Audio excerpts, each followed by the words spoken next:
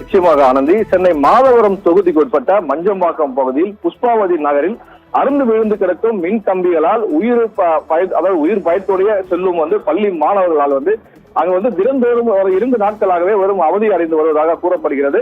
Lorry மோதி மின்கம்பம் உடைந்து பேருந்து நிறுத்தம் அருகில் விழுந்து கிடக்கும் மின்கம்பத்தை அகற்றாமல் அலட்சியத்துடன் செயல்படும் மின்வாரிய அதிகாரிகளை கண்டித்து முற்றுகையிடப் போவதாகவும் ஒரு எச்சரிக்கை விடுத்து உள்ளனர்.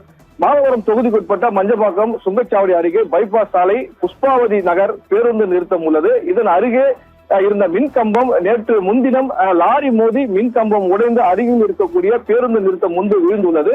அப்பொழுது பேருந்து நிறுத்தத்தில் பயணிகள் யாரும் இல்லாததால் அந்த பகுதியில் பொதுமக்கள் நடமாட்டம் இல்லாததால் பெரும் உயிர் சேதமானது தவிர்க்கப்பட்டது. மின்கம்பம் உடைந்து மின்கம்பிகள் சாலையில் இருப்பதை கண்டு அருகில் இருக்கக்கூடிய தனியார் பள்ளி நிர்வாகம் மற்றும் பொதுமக்கள் மின்வாரிய அலுவலகத்திற்கு புகார் தெரிவித்தனர்.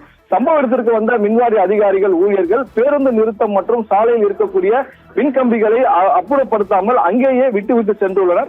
அந்த பகுதியில் உள்ள தனியார் பள்ளிக்கு வரும் மாணவர்கள், பெற்றோர்கள் மற்றும் பொதுமக்கள் அச்சத்துடனே செல்லக்கூடிய நிலை ஏற்பட்டுள்ளது. அதே போல் பேருந்து நிறுத்த முன்பு விழுந்து கிடக்கும் மின்கம்பத்தை அகற்றாமல் இருப்பதால் பேருந்து நிறுத்தத்தை பயன்படுத்தவே மக்கள் அஞ்சுகின்றனர்.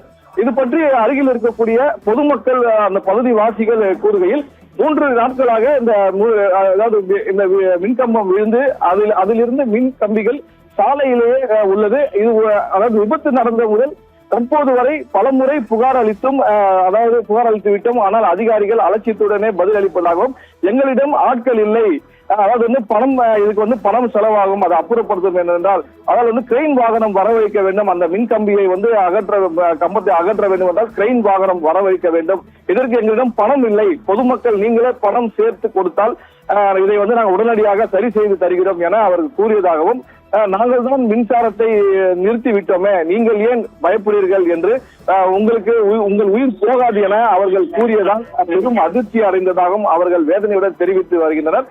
2 நாட்கள் ஆகியும் ஒரு நடவடிக்கையும் எடுக்கவில்லை. இதற்கு உடனடியாக நடவடிக்கை எடுக்காவிட்டால் மின்வாரிய அலுவலகத்தை முற்றுகையிடப் போவதாகவும் அந்த பொதுமக்கள் எச்சரிக்கை விடுத்துள்ளனர். ஆனந்தி.